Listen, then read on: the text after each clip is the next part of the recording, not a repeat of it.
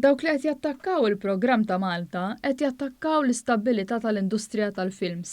Kien dan il-prinċipju ewlieni wara l-messaġġ tal-Kummissarju tal-Films Johan Grek f'messaġġ fuq Facebook b'reazzjoni għall-aħħar attakki sistematiċi fuq l-industrija tal-films f'pajjiżna, partikolarment brabta mal-programm magħruf bħala tal-Cash Rebate. Programm li huwa offrut lil produtturi tal-films li huwa approvat permezz ta' avviżi legali u għandu l-approvazzjoni b'konformità ma' regoli Ewropej. Dan saħansitra kompla jiġi msaħħaħ mill-2013 il-qudiem biex pajjiżna jibqa' kompetittiv, jinħoloq xogħol ta' kwalità u tingħata garanzija għal dawk kollha li jaħdmu jinvestu fl-industrija tal-films. Il-programm ta' Cash Rebate hu inċentiv fiskali fejn pajjiżna jagħti persentaġġ ta' flus lura lil produzzjonijiet lokali u barranin wara li jiġu ppreżentati l-provi ta' kif intefqu l-flus f'pajjiżna permezz ta' awditjar rigorus. Dwar l-aħħar żviluppi brabta ma' dan il-programm, Johan Grek irrimarka li dan l-attakk huwa motivat biex igerrex l-investiment f'din l-industrija f'pajjiżna.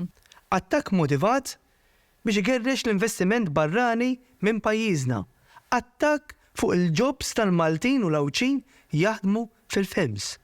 Attakk fuq dawk li investew lira fin-negozju tagħhom biex jaħdmu fil-films.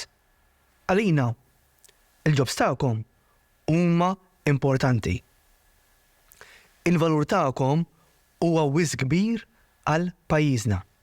Dwar l-iskema tal-Cash Rebate li fl-aħħar jiem ġiet attakkata f'sezzjonijiet differenti tal-medja f'pajjiżna, il-Kummissarju tal-Films sostna li din hija skema offruta wkoll mill-kompetituri ta' pajjiżna, skema intiża biex tattira aktar investiment u li permezz tagħha aktar persuni qed jaħdmu f'din l-industrija is-sena kollha u mhux fuq bażi part-time biss. Dan huwa inċentiv bħal oħrajn li toffri Malta lill-industriji oħrajn pas-settur tal-gaming u l-financial services biex inġibu aktar xogħol lejn pajjiżna. Huwa programm approvat mill-Unjoni Ewropea u nofruh bħal pajjiżi oħra kompetituri tagħna. Min jitkellem kontra l-Cash Rebate ta' pajjiżna qed jitkellem kontra l-ġob tagħkom, kontra il-futur tagħkom.